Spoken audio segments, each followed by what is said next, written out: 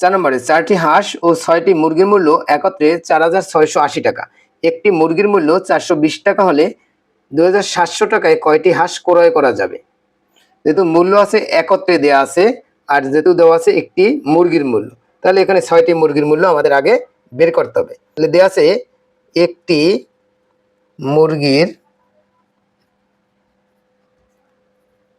মূল্য সমান 420 টাকা।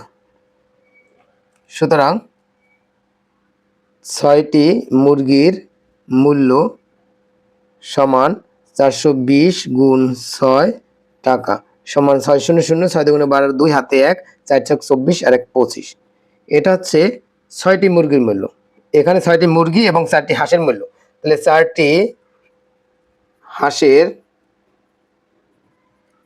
মূল্য সমান 4,680 বিয়োগ 2520 টাকা সমান এই 0 0 নাম 0 আর 2 কত হলে 8 হবে 6, 5 কত হলে 6 হবে 1, 2 কত হলে 4 হবে 2, এত টাকা 4টি হাঁসের মূল্য। তাহলে একটি হাঁসের মূল্য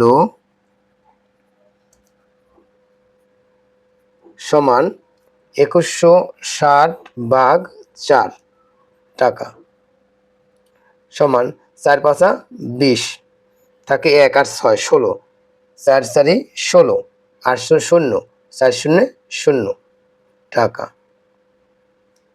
এখন বলতে 2700 টাকায় কয়টি হাঁস পাওয়া যাবে? এখন 2700 টাকায় হাঁস পাওয়া যাবে সমান 2700 ভাগ 540 টাকা সমান, এটা যদি ভাগ করা হয় তাহলে হবে 5টি। উত্তর 5টি।